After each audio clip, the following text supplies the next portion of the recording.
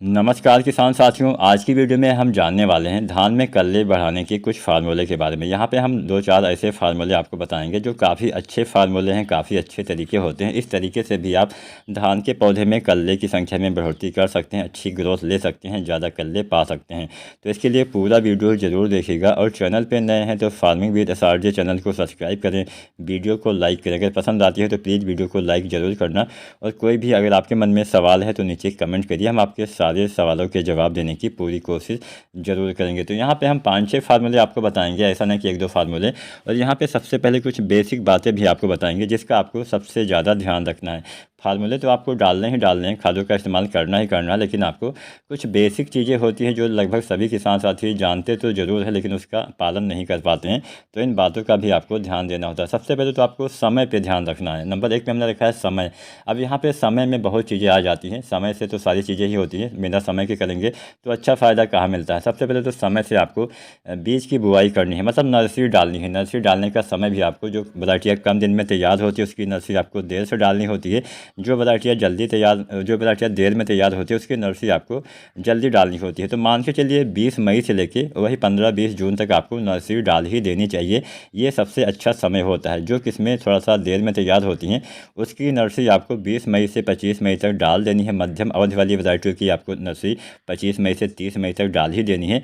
और जो किस्में थोड़ा जल्दी तैयार होती हैं उसको आपको जून के शुरुआत से 15 जून तक आपको नर्सरी डाल देनी चाहिए।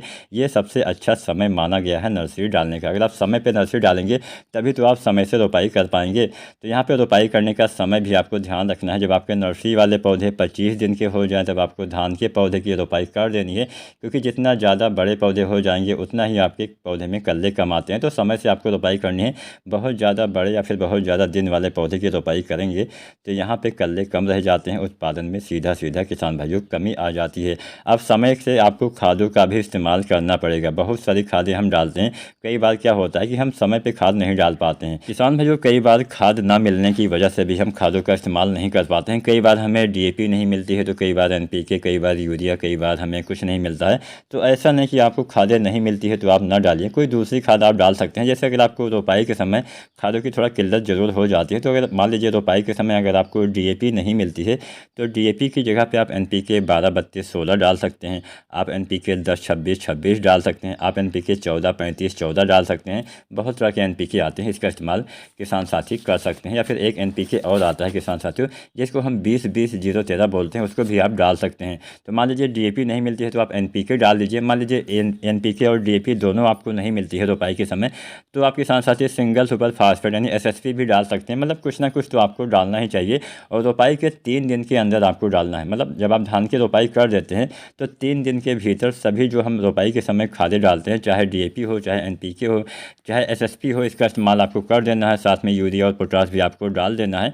और रोपाई के समय आपको जिंक खाद का इस्तेमाल नहीं करना है। बहुत से लोग ये गलती अभी भी कर देते हैं, बहुत से लोग जानकारी के अभाव में ये गलतियां कर देते हैं। तो आपको अच्छे से जानना है किस खाद के साथ कौन सी खादें डालनी है, कौन सी नहीं डालनी है। जिंक खाद के साथ कभी भी फास्फोरस वाली खादें जैसे हमारा NPK हो गया, जैसे हमारा DAP हो गया, इसके साथ नहीं डालना होता क्योंकि इसमें फास्फोरस पाया जाता है। और जब हम जिंक के साथ फास्फोरस डालते हैं तो एक नया तत्व बन जाता है जिसको हम जिंक फास्फेट नाम से जानते हैं। ये तत्व हमारा जो होता है वो अघुलनशील रूप में होता है, मतलब पौधे इसको ग्रहण नहीं कर पाते हैं, भोजन के रूप में नहीं ले पाते हैं, जिससे आपकी जिंक भी खराब हो जाती है, आपकी फास्फोरस यानी DAP भी खराब हो जाती है, जिससे आपके पौधे को कोई लाभ नहीं मिलता है। आप खाद भी डालते हैं और आपका पैसा भी बर्बाद होता है, आपको लाभ भी नहीं मिलता। तो इस बात का ध्यान रखना है। रोपाई के समय आपको जिंक नहीं डालना है। जिंक कब डालना है मैं इसी वीडियो में आपको बता दूंगा। तो समय से खादों का इस्तेमाल करना, अगर आपको नहीं पता है कि रोपाई के समय कौन कौन सी खादों का इस्तेमाल करना चाहिए, मैंने पहले से ही इसके ऊपर वीडियो बना दिया है। इसी चैनल पे आपको वीडियो देखने को मिल जाएगा। जो वैरायटियाँ कम दिन में तैयार होती है उसमें भी आपको कम खाद डालनी होती है, और जो वैरायटियाँ थोड़ा सा देर में तैयार होती है उसमें आपको थोड़ा ज़्यादा खाद कम किस्मों की अपेक्षा डालना होता है। तो यहाँ पे खादों की मात्रा भी आपको अच्छे से चेक कर लेना है, कौन सी खादें कितनी मात्रा में डालना होता है।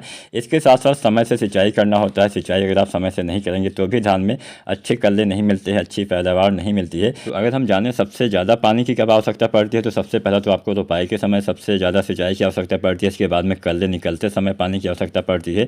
इसके बाद में गबोड़ अवस्था, बालियाँ निकलते समय, दाने भरते समय, फ्लावरिंग की स्टेज में, ये तमाम ऐसी अवस्थाएं होती है जब पानी आपके धान की फसल को ज़्यादा पानी की आवश्यकता पड़ती है।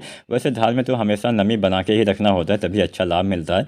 और इन अवस्थाओं में मान लीजिए जो हमने अवस्थाएँ बताई है, कल्ले निकलने वाली अवस्था, गबोड़ अवस्था, इन अवस्थाओं में अगर नमी की कमी हो जाती है, पानी की कमी हो जाती है, तो आपको सबसे ज़्यादा नुकसान होता है। तो कम से कम इन अवस्था में आपको पानी की कमी नहीं होने देनी है। और जब भी कोई खादों का इस्तेमाल करिए, उससे पहले आपको सिंचाई कर देनी चाहिए, उसके बाद ही खादों का इस्तेमाल किसान साथियों को करना चाहिए।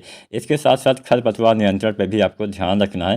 खरपतवार ज़्यादा हो जाते हैं तो भी कल्ले कम रह जाते हैं और अच्छे से हमारा उत्पादन में कमी आ जाती है। तो ये तो पहला तरीका हमने बताया, समय समय पे आपको सारी चीज़ें करनी है। नंबर 2 पे हमने रखा है NPK।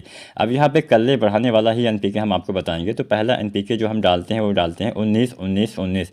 इसके इस्तेमाल से बहुत बढ़िया फ़ायदा मिलता है। NPK 19-19-19 में 19% नाइट्रोजन, 19% फास्फोरस, 19% पोटेशियम पाया जाता है। जब आप इसका इस्तेमाल धान की फसल में करते हैं तो पौधे का जो शुरुआती विकास है काफ़ी तेज़ी से होता है।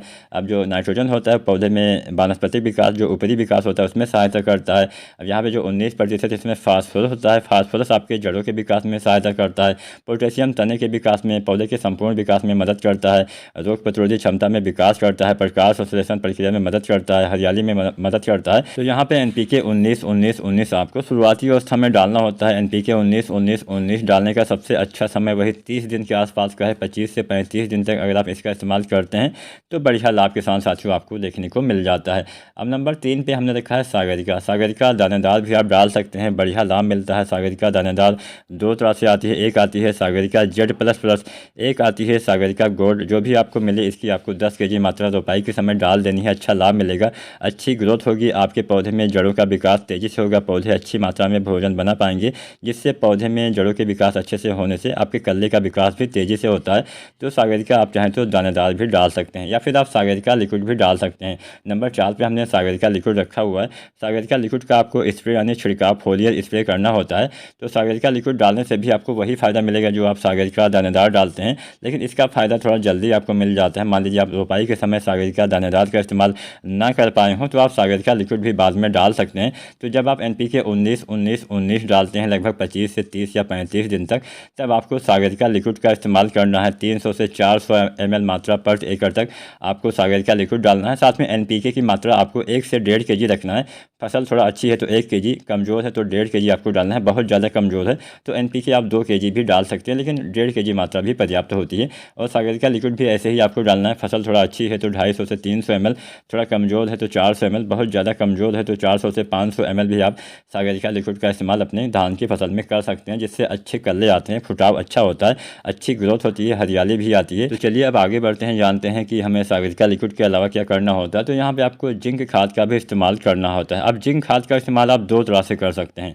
जैसा कि मैंने आपको शुरुआत में बताया, आपको रोपाई के समय जिंक नहीं डालना है, और यहाँ तक कि रोपाई के 20 दिन के अंदर भी आपको जिंक नहीं डालना होता। जब भी आप फास्फोरस वाली कोई खाद डालें मिट्टी में तो कम से कम 20 दिन का आपको अंतर देना होता है।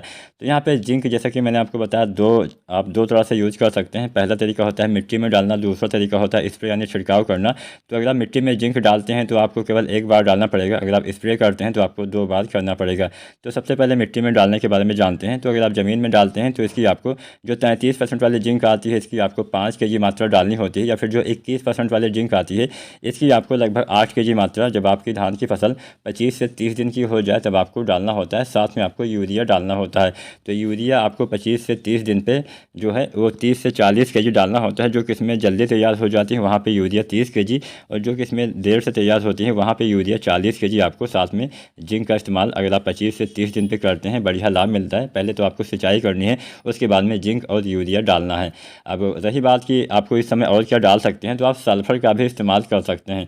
जो सल्फ़र आता है 90% वाला, इसकी आपको लगभग 3 kg मात्रा डाल देनी है। सल्फ़र डालने से चमक बनी रहती है। जो आप यूरिया डालते हैं, यूरिया आपके पौधे अच्छे से ले पाते हैं, मतलब नाइट्रोजन की उपलब्धता को ये जो होता है हमारा सल्फ़र ये बढ़ा देता है। अच्छी मात्रा में आपके पौधे नाइट्रोजन ग्रहण कर पाते हैं, जिससे पौधे में हरियाली आती है। पौधे में बहुत ज़्यादा हरियाली आ जाती है, अच्छे से ग्रोथ होती है, अच्छे से कल्ले का फुटाव होता है, ज़्यादा फुटाव होता है। अब जैसा कि मैंने आपको बताया था जिंक का इस्तेमाल आप 2 तरह से कर सकते हैं। तो पहला तरीका तो हमने जान लिया मिट्टी में कितनी मात्रा में डालना है, और अगर आप इसका स्प्रे करना चाहते हैं तो आप स्प्रे भी कर सकते हैं। 33% वाला जो जिंक है इसकी आपको लगभग किसान साथियों 750 ग्राम मात्रा छिड़काव करना है। साथ में आपको यूरिया भी डालना है। जिंक का अगर आप स्प्रे करते हैं तो आपको केवल जिंक ही नहीं डालना होता है, यूरिया भी मिला के देना होता है। तो आप 2 से 3 केजी यूरिया भी मिला के दे सकते हैं, या फिर आप बुझे हुए चूने के पानी में भी जिंक का इस्तेमाल कर सकते हैं। तो 33% वाले जिंक आपको लेना है 750 ग्राम। साथ में यूरिया आप 1, 2 या 3 केजी ले सकते हैं। अगर मान लीजिए थोड़ा नाइट्रोजन की कमी है, पीलापन है, तो आप 3 केजी भी ले सकते हैं, नहीं तो आप 2 केजी मात्रा पर्याप्त रहेगी। या फिर अगर आप 21% वाला जिंक का स्प्रे करना चाहते हैं तो इसकी आपको लगभग किसान साथियों 1 केजी मात्रा प्रति एकड़ तक डालनी होती है। साथ में यूरिया वही 2 से 3 केजी आप डाल सकते हैं, या फिर बुझे हुए चूने का पानी भी आप इस्तेमाल कर सकते हैं। तो अगर आप यहाँ पे हमने जो ये 5-6 बातें आपको बताई, अगर आप इन बातों का ध्यान रखते हैं, आपके धान की फसल में अच्छे कल्ले आएंगे, ज़्यादा कल्ले आएंगे, अच्छे और तेज़ी से ग्रोथ होगी, पौधे में चमक बनी रहेगी, हरियाली बनी रहेगी, और बाद में आपको अच्छा उत्पादन भी मिल पाएगा। वीडियो पसंद आई हो तो लाइक करें।